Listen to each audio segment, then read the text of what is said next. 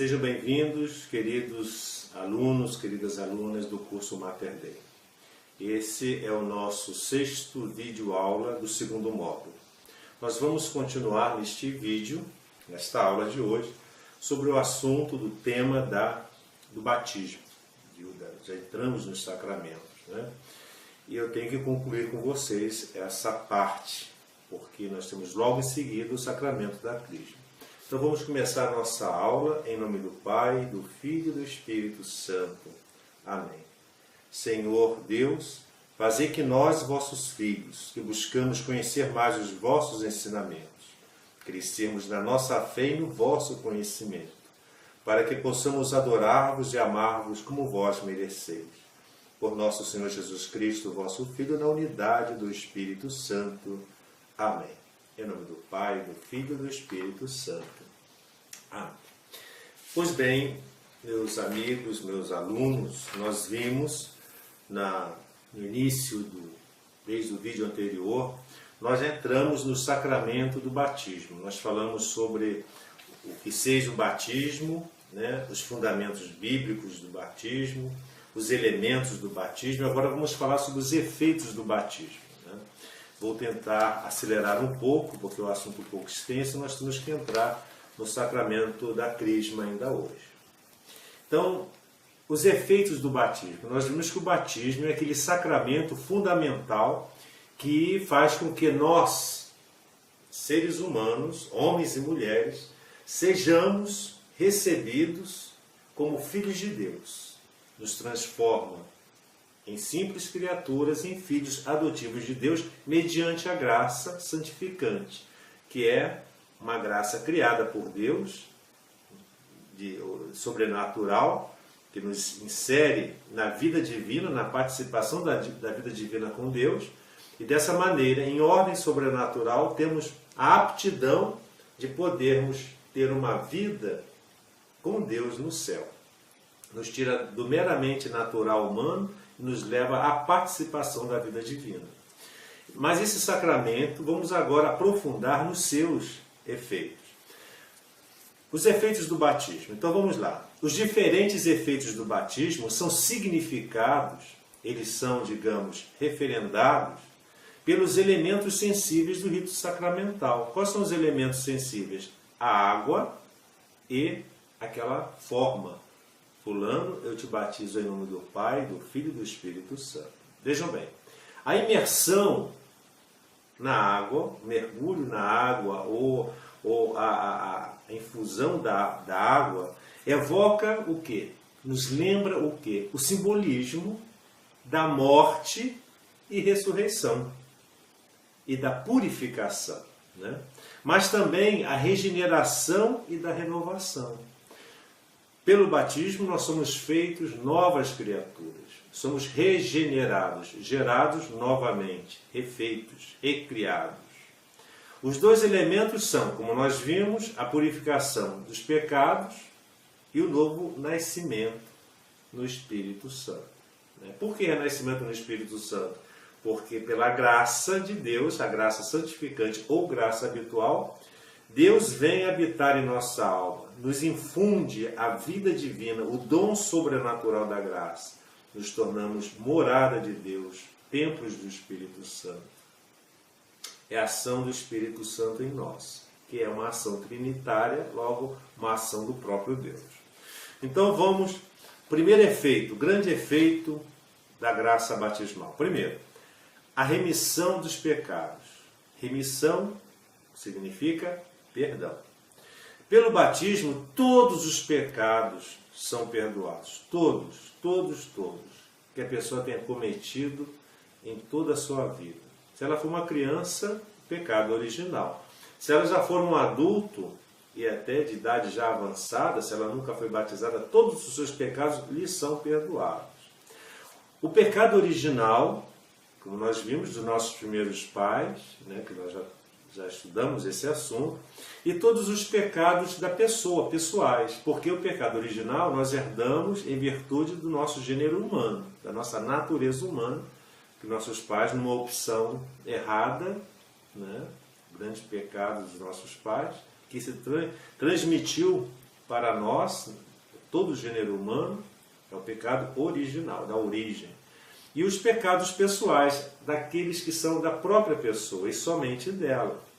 Bem como todas as penas devidas do pecado. Vejam bem, no batismo, não só são perdoados todos os pecados, mas também todas as penas derivadas desse pecado. Sobre essa questão das penas, nós vamos estudar no momento oportuno, lá na confissão. Vamos falar sobre indulgências e sobre a questão das penas, das consequências do pecado. Mas, por enquanto, aqui nós vamos somente mencionar a questão das penas devidas ao pecado. O que são as penas? As penas são as consequências do pecado, né? Mas isso aí nós vamos nos aprofundar. Com efeito, naqueles que foram regenerados, que foram recriados, nada resta que os possa impedir de entrar no reino de Deus. Nada mais impede. Se havia algum impedimento, que era o pecado, agora já não existe mais. Nem o pecado de Adão, que é o pecado original, nem o pecado pessoal da pessoa. Nem as consequências do pecado, os efeitos, as penas do pecado, das quais a mais grave é a separação de Deus, né? É claro, toda a consequência pior do pecado é o quê? É a inimizade, a separação de Deus, né? Estamos longe de Deus. No batizado, na pessoa que recebe o batismo, ficam, no entanto, certas consequências temporais do pecado. É claro, nós, no batismo, recuperamos aquela, digamos, a nossa vida perdida que nós teríamos, né, lá no início da criação, que nossos pais, né, infelizmente fizeram com que nós perdêssemos. Nós recuperamos, resgatamos com o batismo, mas as consequências do pecado continuam. Quais são as consequências do pecado? A vulnerabilidade da alma, a tendência ao pecado, que nós chamamos de concupiscência, as fraquezas da carne, as más tendências que nós temos, as nossas fraquezas, as nossas limitações. Tudo isso é consequência. Mas é aí justamente que vai entrar a graça, para nos dar condições de superarmos essas consequências, né? Então vejam bem, no batizado, apesar da graça santificante, certas consequências temporais do pecado permanecem, né? Como os sofrimentos, a doença, a própria morte, que é consequência do pecado dos nossos primeiros pais, ou as fragilidades inerentes à vida, como as fraquezas de caráter, etc., que eu acabei de dizer. Assim como uma inclinação para o pecado. Aqui a tradição chama de concupiscência, né? Acabei de explicar. Metaforicamente, né? Ou seja, uma linguagem, digamos, eufêmica, digamos assim, metafórica, seria a isca ou o aguilhão do pecado, né? A fome peccati, a fome de pecado que nós temos, a tendência, se chama o aguilhão, né? A isca do pecado, sempre aquela tendência. Entre o bem e o mal, nós sempre tendemos para o mal. Diz São Paulo na segunda carta a Timóteo, capítulo 2, versículo 5, ele diz o seguinte: deixada para os nossos combates, a concupiscência, ou seja, as más tendências que nós temos na carne, né, não podem fazer mal àqueles que, não sentindo nela, resistem corajosamente pela graça de Cristo. Quer dizer, embora nós tenhamos a tendência ao pecado, a graça faz com que nós resistamos em cair em tentação, nas fraquezas da carne. Quando eu falo em fraquezas da carne, eu falo de um modo geral, não é só em questão de moral sexual, mas em questão também de fama, de dinheiro, de vaidade, de tudo aquilo que possa nos afastar de Deus, que possa nos afastar o irmão, ofender a Deus. E não conseguindo nela, resistem corajosamente pela graça de Cristo. Então a graça nos dá força para resistirmos, vencermos estas más tendências que nós temos. Bem pelo contrário, aquele que tiver combatido segundo as regras será coroado. Então nós temos que ser combativos, pedir a Deus, né? Por isso a questão da crisma que nós vamos ver, a crisma nos dá o dom da fortaleza, os 7 dons do Espírito Santo, e um deles é a fortaleza. O que é o dom da fortaleza? É permanecermos firmes, podemos superar, aguentar e vencer as tentações, sermos fortes, sermos combatentes, valorosos e, digamos assim, vencedores do pecado. Né? Somente a graça de Deus é que nos concede isso. Então, qual é agora a segunda consequência, o efeito da graça batismal? Nos torna uma nova criatura. O batismo não somente purifica de todos os pecados, ou seja, nos tira o pecado original, mas também os pecados que nós tenhamos feito, os pecados pessoais, como também faz do neófito, ou seja, do recém-batizado, uma nova criatura, ou seja, um filho adotivo de Deus, tornado participante da natureza divina. Se somos filhos de Deus por adoção, né, porque por natureza nós não somos que nem Jesus. Jesus é filho de Deus por natureza, da mesma substância, consubstancial ao Pai. Ele é gerado, não criado. Nós somos criados, não gerados. Nós participamos da vida divina por pura graça e misericórdia de Deus, através da graça santificante. Né? Essa graça em ordem à vida sobrenatural. Nos tornamos membros do corpo de Cristo, que é a igreja, o seu corpo místico. Cristo é a cabeça, a igreja é o prolongamento do seu corpo. Como Cristo é Filho de Deus, e Ele, por direito, é o herdeiro do céu, nós, como irmãos de Cristo, adotivos pelo batismo, somos também co-herdeiros de Cristo. Irmãos de Cristo, porém, co-herdeiros também do céu. E com Ele, templo do Espírito Santo também. Nós somos templos do Espírito Santo. Co-herdeiros de Cristo do Rei e templos do Espírito Santo. A Santíssima Trindade, já que nós somos batizados em nome do Pai e do Filho e do Espírito Santo, ou seja, em nome da Santíssima Trindade, confere ao batizado, né, entrega, dá e concede ao batizado a graça santificante, como nós vimos, e estamos sempre relembrando aqui, que é a graça de justificação. Nós vimos que a justificação é a saída do estado de pecado para o estado de graça. Né? Nos coloca diante de Deus como participantes da sua vida, justos, participando da justiça de Deus. Então, a graça da justificação que acarreta em nós três coisas importantes. Torna capaz de crer em Deus, a fé em Deus, porque a fé é uma virtude teologal, é uma força teologal.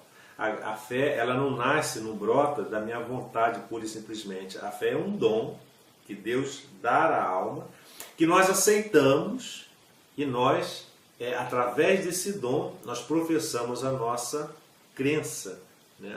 O nosso acreditar em Deus, que nós chamamos de fé. Então, a graça santificante nos torna capaz de crer em Deus, de crer que Ele existe, que Ele é todo-poderoso, que Ele é único, e esperar nele, confiar nele e amá-lo, o que é o mais importante, que são através dessas virtudes teologais. Nós vamos ver mais adiante.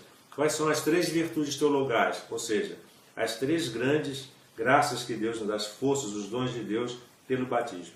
A fé, a esperança e a caridade. Então a fé nos faz acreditar em Deus. A esperança, esperar nele, confiar nele. E a caridade, amá-lo, amar a Deus. Nós temos que amar ao próximo por amor a Deus. Né? Tem uma música protestante que anda por quero amar somente a ti. Não. Nós temos que amar a Deus, principalmente, e aos irmãos. Esse é o mandamento de Jesus, amai-vos uns aos outros. Nós temos que amar as pessoas. Mas o nosso amor se reveste de um significado sobrenatural. E qual é? Amar aos outros por amor a Deus. Amar aos outros puramente por amar está no plano somente natural. Mas o nosso amor, ele ultrapassa. Sai do plano natural para a ordem sobrenatural. Amar as pessoas por amor a Deus. Segundo efeito da justificação.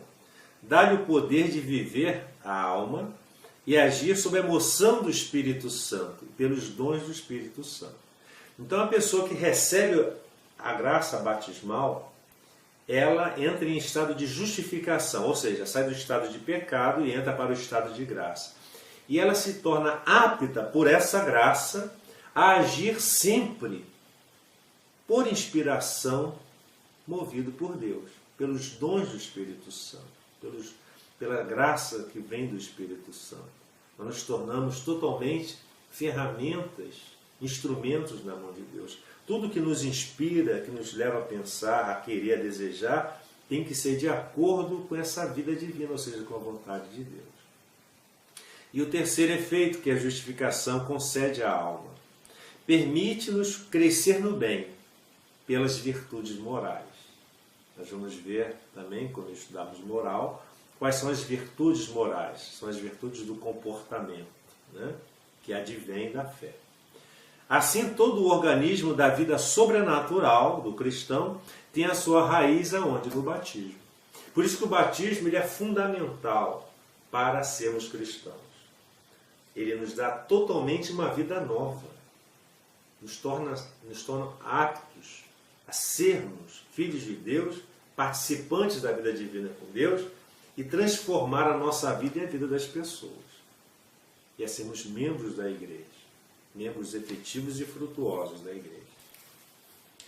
O terceiro grande efeito, né, da graça batismal, nós vimos primeiro que nos purifica, a remissão dos pecados. A segunda, nos torna novas criaturas, e o batismo nos incorpora na igreja como corpo de Cristo. O batismo faz de nós membros do corpo de Cristo. Membros do corpo de Cristo. Desde então, somos nós membros uns dos outros. O batismo incorpora na igreja a todos nós. Nos torna participantes do corpo. Incorporar, in, dentro, corpore, no corpo.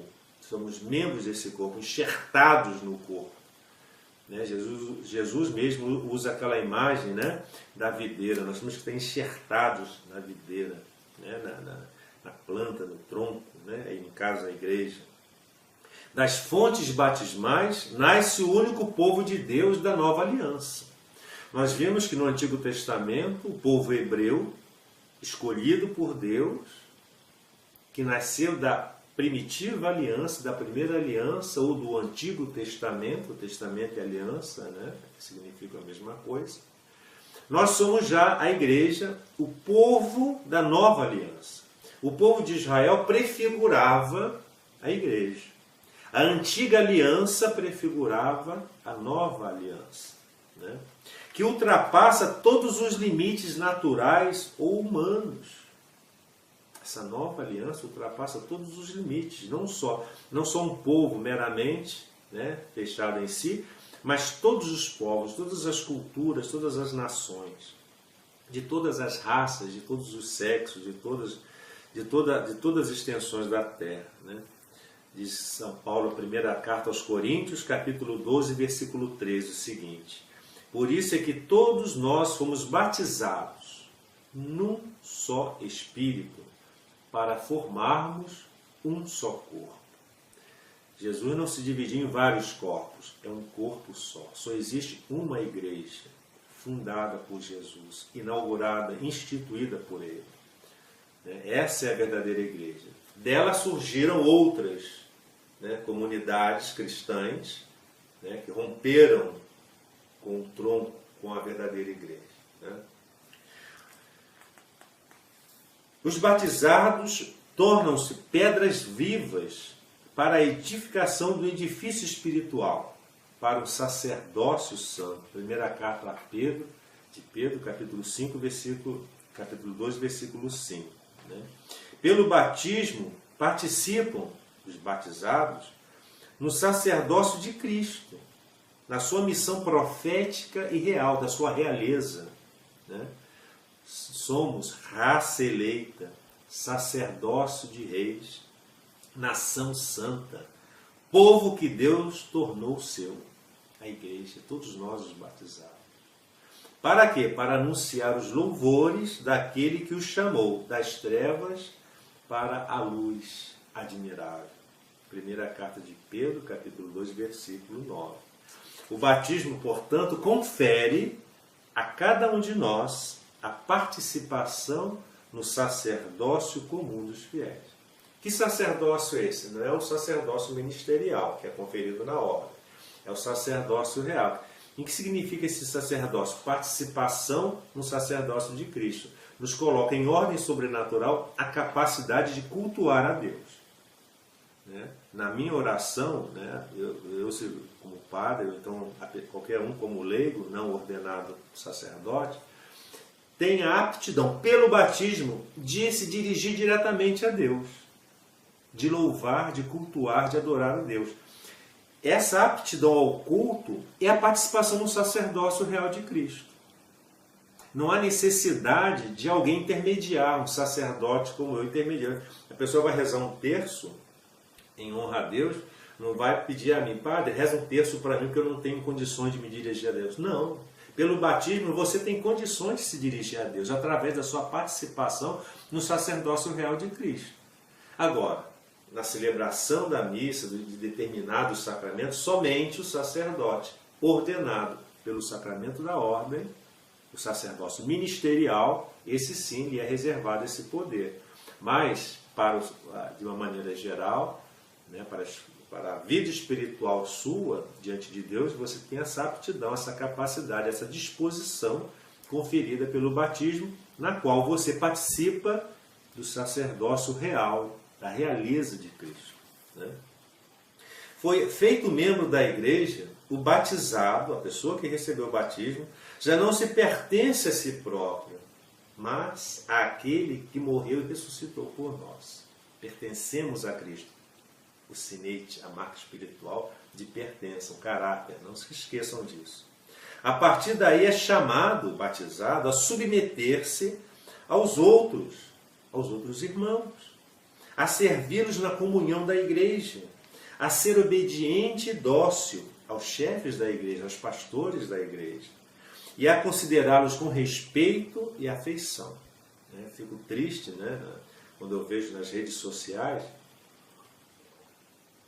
pessoas que se consideram, né, hipercatólicos, fiéis à tradição, tal, começam a malhar, a falar mal, a xingar o Papa, os pastores, né? Se eles estão errados, se eles estão... Isso aí não compete a nós julgarmos, né? Compete a Deus. E eles sabem o que estão fazendo, né? Se um bispo ou outro, né, faz alguma coisa errada, né, isso aí diante de Deus, mas nós não temos o direito de difamá-los ou de fazer campanha contra os sacerdotes. Né? Eu mesmo sou vítima de campanhas, né? Fazer o quê? Né? O Cristo, Ele, Senhor, Deus do Universo, encarnado, né? Foi vítima de uma campanha, a qual culminou no seu assassinato, né? No deicídio. Né? Quem somos nós para, né, reclamarmos das perseguições? Assim como o batismo é fonte de responsabilidade e de deveres, assim também o batizado goza de direitos na igreja. Né? Direitos e deveres. Direito de receber os sacramentos. Né? A pessoa da igreja tem o direito de receber os sacramentos. A ser alimentado com a palavra de Deus. E ser apoiado com outras ajudas espirituais da igreja. Um padre jamais pode negar amparo espiritual a qualquer membro da igreja, a qualquer batizado. Jamais. É obrigação dele. E é um direito, né, do fiel ter o fruir dessas benesses, dessas graças da igreja. Mas isso nós vamos entrar num ponto do direito canônico que ainda vou abordar num módulo, né, especial para isso. Né? Os batizados, regenerados pelo Espírito Santo, feitos novas criaturas, para serem filhos de Deus, devem confessar diante dos homens a fé de Deus, que eles receberam de Deus. É a profissão de fé, o ato de fé. Tem que ser testemunhado isso no meio da sociedade, no mundo. Por meio de que instituição? Da igreja. Nós professamos a nossa fé onde? Na igreja. Na igreja templo, prédio, mas que representa também a comunidade convocada, eclesia. Nós vamos para a igreja todos os domingos, né, os fiéis, Mas nós sacerdotes temos que celebrar a missa diariamente, né? E ali nós professamos a nossa fé, dentro da igreja templo, mas no seio da igreja universal, enquanto corpo místico de Cristo. E participar na atividade apostólica e missionária do povo de Deus. Não basta somente ir ao culto, à missa. Temos também que colaborar, participar na missão apostólica e missionária da igreja, porque todo batizado é missionário. O quarto efeito da graça batismal é o vínculo sacramental da unidade dos cristãos. Em que consiste esse vínculo sacramental de unidade entre os cristãos? Em que consiste isso? O batismo constitui o quê? O sacramento da comunhão entre todos os cristãos. Todos nós vivemos em comunhão, em união, em virtude do batismo. Cria esse vínculo de união. Mesmo com aqueles que ainda não estão em plena comunhão com a Igreja Católica. Até mesmo cristãos de outras denominações que saíram da Igreja, pelo batismo nós todos somos cristãos. Mesmo assim, de uma certa forma, às vezes até um pouco oblíqua, estamos em comunhão. Diz o documento, né, aqui, o seguinte: pois aqueles que creem em Cristo e foram devidamente batizados, todos aqueles que creem, professam a fé em Cristo, e que foram devidamente batizados, estão numa certa comunhão, embora não perfeita, porque não estão dentro da igreja. Não estão em comunhão perfeita com a igreja, porque são justificados também no batismo pela fé. São incorporados pelo batismo em Cristo. E por isso, com direito, se honra o nome de cristãos. Os protestantes, se autodenominam evangélicos, eles também são cristãos, né? A questão da denominação evangélica. Todo católico é evangélico, né? Por quê? Todos nós professamos o evangelho. Sou da igreja congregacional, mas todo católico é congregacional, porque nós vivemos em congregação. Eu sou da igreja episcopal. A igreja católica também, ela é episcopal, porque ela é regida pelos bispos, é governada pelos bispos. Mas eu sou da igreja presbiteriana. A igreja católica, ela também é governada pelos presbíteros. Né? Eu sou da Assembleia. A igreja é uma assembleia convocada por Deus. Cada igreja protestante, vejam bem, eles têm uma nota da igreja universal, que é a igreja católica. Né? Tendo que eles estão separados, mas que poderiam retornar ao seio da igreja. Né? E por isso, vejam bem, todos eles são cristãos. Justamente são reconhecidos pelos filhos da igreja católica, como irmãos no Senhor. A igreja é mãe, eles são filhos, separados, mas são. O batismo, pois, constitui o vínculo sacramental, vínculo através do sacramento, da unidade, vigente entre todos os que foram a ele regenerados. Então, uma vez que o batismo, em nome da Santíssima Trindade, regenera cada um daqueles batizados, todos nós somos vinculados pela graça batismal, mesmo fora da igreja. São cristãos separados. Né? Quinto efeito da graça batismal.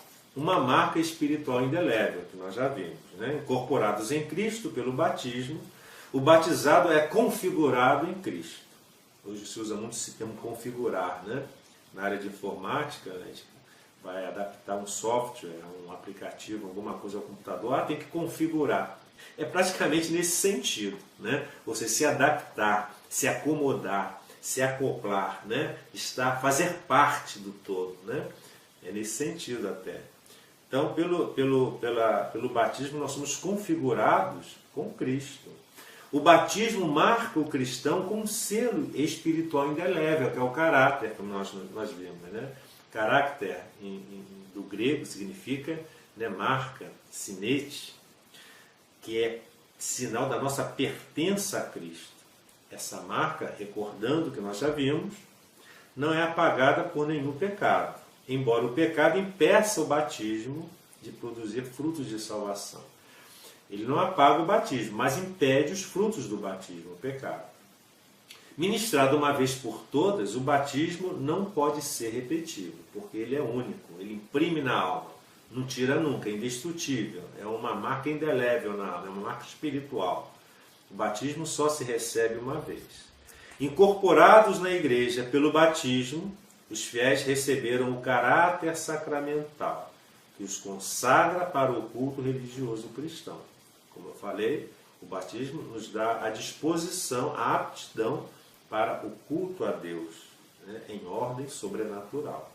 O selo batismal, o caráter, capacita e compromete os cristãos a servir a Cristo, mediante uma participação viva, aonde? Na Santa Liturgia da Igreja. E a exercer o seu sacerdócio batismal, no sentido de intercessão junto a Deus, pelo testemunho de uma vida santa e de uma caridade eficaz. Então não basta somente o exercício do culto, mas refletir essa nossa vida cultual na vida prática, no dia a dia, na prática de uma vida santa, de um testemunho cristão, na prática da caridade. O selo do Senhor, Domini Caracter, a marca do Senhor, o selo do Senhor, é o selo com que o Espírito Santo nos marcou para o dia da redenção. Efésios, capítulo 4, versículo 30. Né? É a marca para o dia da redenção. O batismo é efetivamente o selo da vida eterna. O fiel que tiver guardado o selo recebido do batismo, essa marca espiritual, até o fim, quer dizer que tiver permanecido fiel às exigências do seu batismo, de uma vida de conversão, de amor a Deus e aos irmãos, poderá partir marcado pelo sinal da fé. Podemos morrer tranquilamente, marcados pelo sinal da fé, com a fé do batismo, na expectativa que da visão bem-aventurada de Deus, a Lumen Gloria, a visão da glória, a participar da visão face a face com Deus, na consumação da nossa fé, pois lá no céu já não haverá mais fé. A fé é somente aqui, até a morte da gente. A fé, ela só existe, é uma virtude teologal temporária, porque ela só existe aqui. A partir da nossa morte acabou a fé, porque aí você já não está mais na esperança. Até a esperança também vai acabar com a morte, porque já teremos a evidência e a evidência de Deus. Aí já não tem mais fé, você já tem a certeza, né? A posse de Deus e Deus, né, se mostrando toda você. Aí já não existe mais fé. A fé só existe nesse mundo. A esperança só existe nesse mundo. Das três virtudes teologais, fé, esperança e caridade, a única que perdura para a vida eterna é a caridade. Nós vamos ver isso com calma também, né? E tudo isso nos leva à esperança da ressurreição. Aí quais são as espécies de batismo? Né? Quais são as espécies? Existem alguns tipos de espécies de batismo. Existe o batismo de água, né? Com a água, que é o verdadeiro sacramento que nós vemos na igreja, né? O sacerdote lá, o diácono, né? Batizando a criança, o adulto, né? O catecúmeno, né? Nos momentos de urgência. Lá, a água é o sinal sensível, material, a matéria do sacramento. Então, batismo com água. Existe também uma segunda forma, chamada batismo de sangue. Não é que você vai pegar o sangue, não é nada disso. Né? O batismo de sangue é quando a pessoa quer receber o sacramento do batismo, mas antes que ela seja batizada, ela é martirizada, derramando o seu sangue por causa da fé. Uma pessoa que é pagã, não é batizada, ela está se preparando, ela quer receber o batismo. Marcam a data, mês, 2 meses, 1 ano.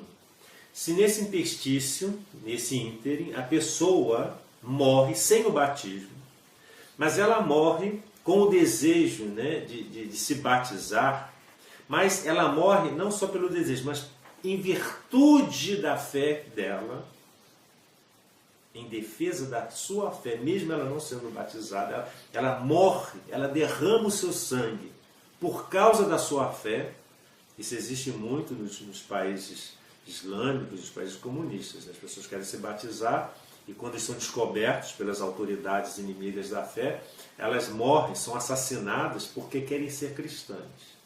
Então elas morrem, derramam seu sangue em virtude da fé. É o batismo de sangue. Agora tem a terceira modalidade, que eu toquei agora nesse momento, é o batismo de desejo. É a pessoa não batizada que por graves motivos morre antes que lhe seja ministrado o sacramento. A pessoa morre não em virtude da fé, não derrama em virtude da fé, em defesa da fé, mas por às vezes um acidente, uma doença repentina, um infarto. A pessoa não é batizada, mas está se preparando, eu quero ser batizado. Nesse meio tempo, até a data do batismo, a pessoa falece. Morreu desejando ser cristã. Ela é cristã batizada por desejo. Diferente do batismo de sangue, que não é batizado, mas morre em virtude da fé, é martirizado. A diferença é essa. O batismo, vejam bem, é absolutamente necessário para a salvação.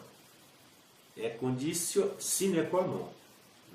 Pois foi o próprio Cristo quem disse, isso não foi a igreja que determinou isso, foi o Papa fulano, o bispo, não. O próprio Cristo, Senhor Deus, feito homem, que instituiu os sacramentos para nos salvar, ele disse textualmente, Evangelho de João, capítulo 3, versículos de 1 a 5, ele diz: quem não renascer pela água e pelo Espírito, não entrará no reino dos céus. Em outra passagem, Jesus, ao enviar os apóstolos aos seus discípulos, em Mateus 28, versículos 18 e 19, ele diz o seguinte: ide, isso é um mandado de Cristo, ele dá um mandado, uma ordem, ide batizai a todas as gentes, a todos os povos, em nome do Pai, do Filho e do Espírito Santo.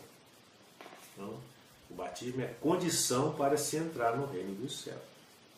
Diz o Catecismo da Igreja Católica: o fruto do batismo, ou graça batismal, é uma realidade rica que comporta, resumindo o que nós acabamos de ver tudo aqui agora, a remissão do pecado original, dos nossos primeiros pais, e de todos os pecados pessoais que nós cometemos.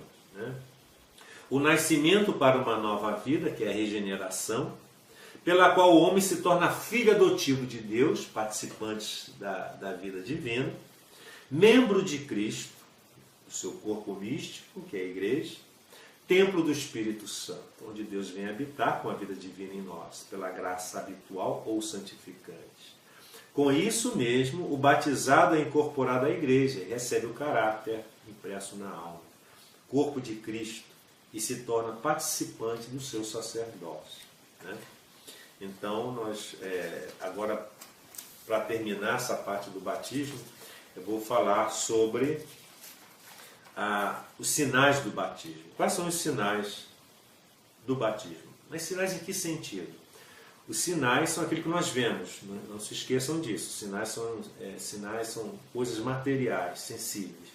No rito batismal, o que nós vemos no rito do batismo? A vela acesa, que representa a luz de Cristo brilhando na alma batizada. A vela no batismo, o círio pascal que se acende na cerimônia, no rito batismal, e também onde é acesa as velas dos presentes, da criança, dos padrinhos, dos pais, representa o que é? A luz de Cristo brilhando na alma do batizado, que vivia nas trevas. Assim como recebeu a luz, o cristão deve também ser luz para o mundo. Receber a luz, eu tenho que ser luz. O segundo sinal, a água, derramada na cabeça da criança ou do catecúmeno, simboliza a purificação, símbolo, mas é sinal também. Qual é o sinal? Eficaz da graça.